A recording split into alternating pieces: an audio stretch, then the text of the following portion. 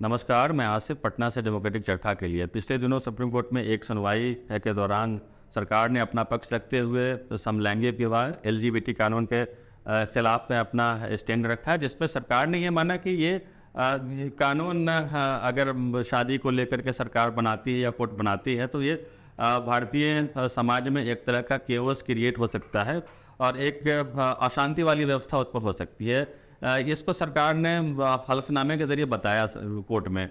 इस अधिकार को लड़ाई लड़ने वाले जो लोग हैं, खासतौर से सामाजिक कार्यकर्ता हैं, उनका ये मानना है कि एक इस फैसले से या इस शपथ पर से सरकार ने एक बहुत संकुचित रवैया अपनाया है। चूँकि इस केस में सरकार खुद ही एक पक्षकार है, तो सरकार का पक्ष जानना कोर्ट के लिए बहुत ज़रूरी था। लेकिन सरकार ने कुछ ऐसे शपथ पत्र में कुछ ऐसे पक्ष रखे हैं जो कि इस समुदाय के लोगों के लिए, खासतौर से एलजीबीटी कम्युनिटी के लोगों के अधिकार का बिल्कुल उल्लंघन और हनन करता है।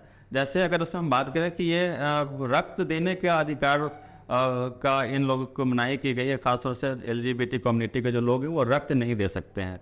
ये एक घोर भेदभावपूर्ण स्टैंड होगा सरकार का। अगर हम ये कहें कि सेक्स वर्कर जो है वो अगर ब्लड देने की मनाही उनको हो तो एक सामान्य सी बात है कि सुरक्षा कारणों से वो ब्लड डोनेट नहीं कर सकते हैं। लेकिन अगर इन समुदायों को खासतौर से गे, लेस्बियन और एलजीबीटी कम्युनिटी के लोग हैं, जिनको किस आधार पे आप ब्लड डोनेट करने से मना कर रहे हैं, मेडिकली भी कई लोगों का मानना है कि ये किसी भी तरह से ये न्यायपूर्ण नहीं है।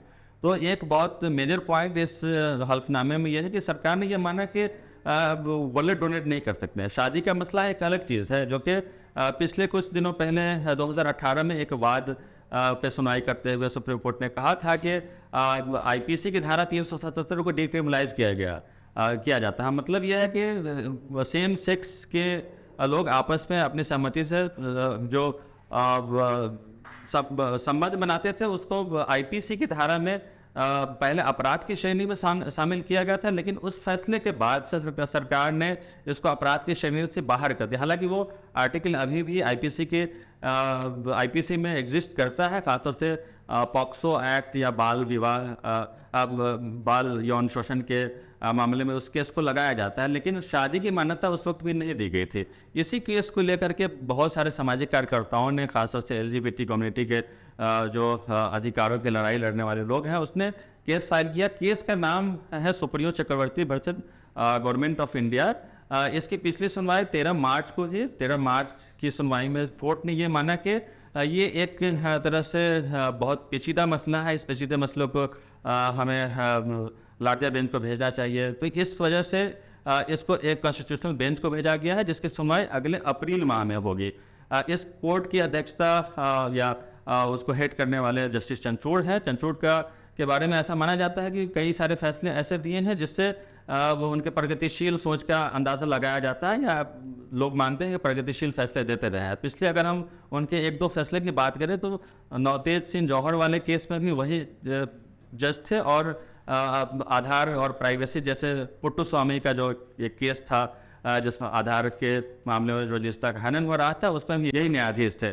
तो इस वजह से सामाजिक कार्यकर्ताओं में उम्मीद है कि ये एक प्रगतिशील फैसले सुनाए गए। अगर हम ट्रांसजेंडर या उनकी शादी से रिलेटेड कुछ अन्य फैसलों की बात करें तो 2019 में एक केस मद्रास हाईकोर्ट में फाइल किया गया था, जिसमें अरुण कुमार के केस में मद्रास हाईकोर्ट ने यह माना था कि ट्रांसजेंडर की शादी हो सकती है और उसकी सामान्य से शादी हो सकती है। लेकिन न तो तमिलनाडु सरकार ने उसके बाद कुछ इस पर कानूनी पहल की, न तो केंद्र सरकार ने इसमें कोई पहल की। अगर हम कानूनी पहलों पर बात करें तो दरअसल ये भारत में कोई भी शादी होती है तो शादी को किसी न किसी एक्ट में इसको रजिस्टर कराना पड़ता है। अगर शादी दो अलग अलग धर्मों के लोग एक साथ करते हैं तो उसका मैरिज स्पेशल मैरिज एक्ट में होता है। उसी तरह हिंदू मैरिज एक्ट में शादी को रजिस्टर किया जाता है, और अलग अलग पर्सनल लॉ है, तो मुस्लिम के अलग है, क्रिश्चियन के अलग है, तो उसमें मैरिज को रजिस्टर कराया जाता है। लेकिन एक सबसे महत्वपूर्ण बात यह है कि इस मैरिज में मेल और फीमेल की शादी की बात की गई है। मतलब यह है कि अपोजिट सेक्स वाले ही शादी कर सकते हैं और उसी का मैरिज होता है, उसी का रजिस्ट्रेशन हो सकता है। तो ये कानूनी बहुत पेचीदा मामला है कि जब तक इन कानूनों में बदलाव नहीं हो पाएगा और ख़ासतौर से सरकार इस पर अपना स्टैंड क्लियर नहीं करके, जब तक इसमें संशोधन नहीं हो पाएगा, तो सेम सेक्स मैरिज को लागू करना असंभव सा है। और ख़ास तौर से कोर्ट के सामने भी ये चैलेंज है कि जब तक कोर्ट इन मुद्दों पे बात करने के लिए सरकार को सहमत नहीं करे, सरकार को कन्विंस नहीं करे, तो ये एक मामला जस का तस बना रह सकता है। तो इस पे न्याय को देखने वाले और समझने वाले लोग का ये मानना है कि सरकार कुछ प्रगतिशील फैसले लेंगे और कुछ न कुछ समाधान ज़रूर निकालेगी। आप देख रहे थे डेमोक्रेटिक चर्चा। आपको ये वीडियो कैसा लगा कमेंट करके ज़रूर बताएं। हमारे यूट्यूब चैनल पर सब्सक्राइब करें, फेसबुक पे लाइक कमेंट करें। शुक्रिया।